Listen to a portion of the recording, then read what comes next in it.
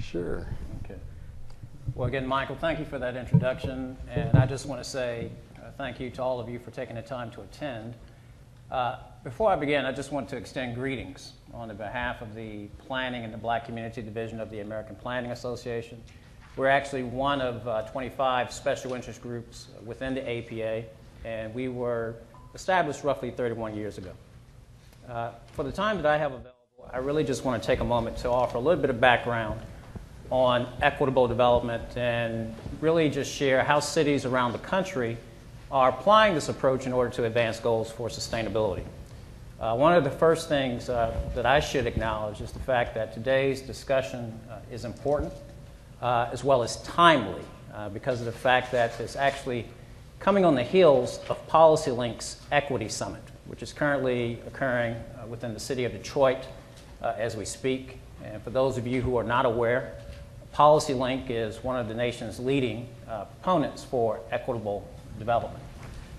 I realize it's important to start with a common definition so that everyone is on the same page. So when I say equitable development, what I'm referring to is an approach in order to meet the needs of underserved communities through policies and practices that reduce disparities while fostering places that are healthy and vibrant.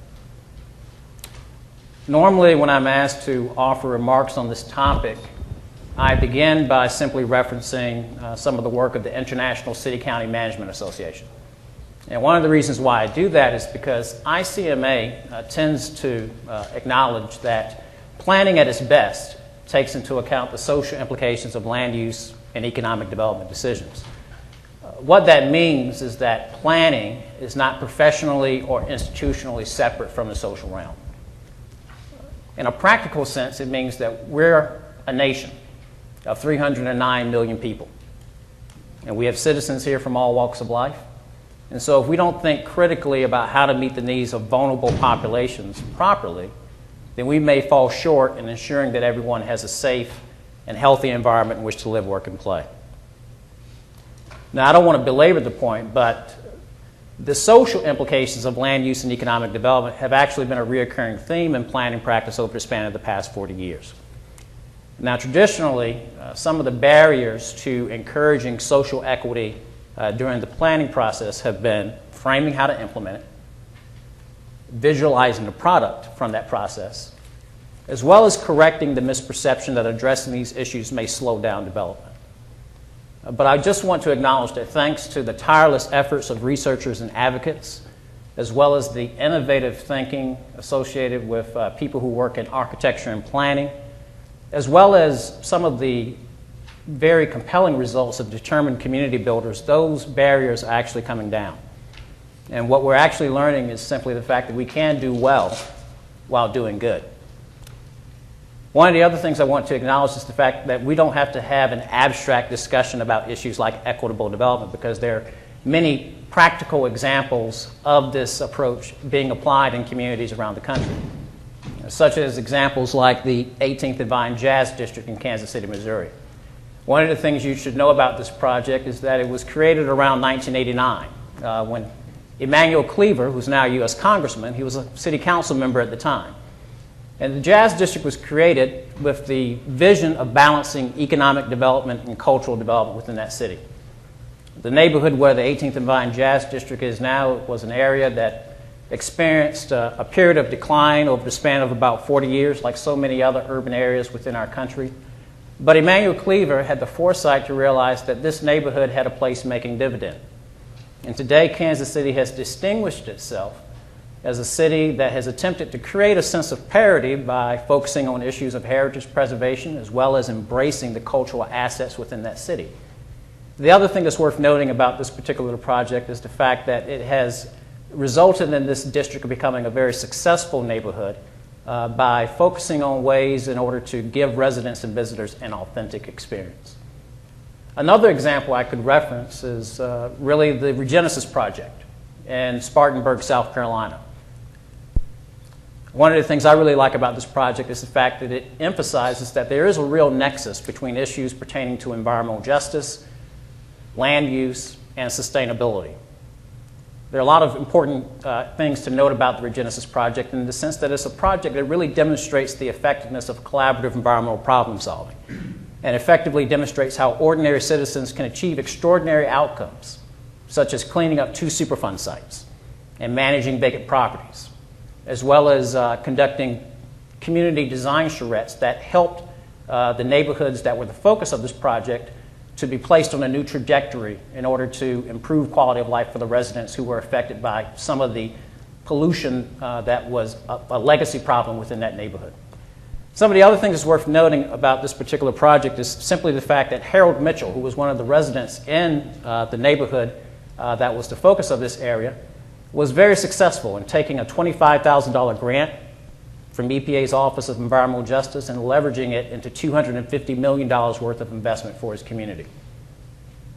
A third project that I could mention is really the Fruitvale Transit District in Oakland, California. One of the important things about this project is the fact that it demonstrates that in terms of advancing goals of sustainability, one of the keys to the success of advancing such issues is really to be pliable. In this instance, the Bay Area Rapid Transit Authority had the option of either initiating a project that lacked community support or moving forward with an effort whereby they will work with the residents within that district in order to frame a plan for the local area. Fortunately, the Transit Authority opted to work with residents to focus more so on public involvement, as well as to focus on creating a vision large enough to meet the needs of physical, social, and human capital. And the outcome of that process is a very compelling transit-oriented development that works to bring residents within the community together rather than to buffer or separate neighborhood assets. And one of the important things to note about this particular project is the fact that it demonstrates that the success of place-based initiatives will really depend on how effectively we can engage untapped audiences, as well as leverage the support of untapped talent that can help us in order to further goals of sustainability within cities and regions within our country. Now, as a planner, I like to talk about great work because the results speak for themselves. And one of the important things that I do need to acknowledge about all of these projects is simply the fact that they've demonstrated that compelling results for equitable development are not the result of serendipity. They're the outcome of clearly set expectations, collaborative problem solving, and persistent leadership. The other thing that I just want to note is the fact that as city leaders and as stewards of the built environment, we have some very important choices to make. The Center for American Progress conducted some research around 2006 that looked at the importance of moving from poverty to prosperity. And one of the interesting things about that report is the fact that they were able to articulate quite well that what sustainability really means is the fact that we're wrapped in a garment of mutual destiny. In that report, they pointed out that within our country, we have 37 million Americans who are actually living below the official poverty line. And so what that means is that at the micro scale, persistent poverty can affect future opportunities for children, as well as opportunities for adults in terms of advancing their careers, as well as trying to provide just the basic needs for meeting the needs of their household and their families as well. But at the macro scale, persistent poverty can result in challenges that really affect the ability of our nation to remain competitive in a world of increasing global competition.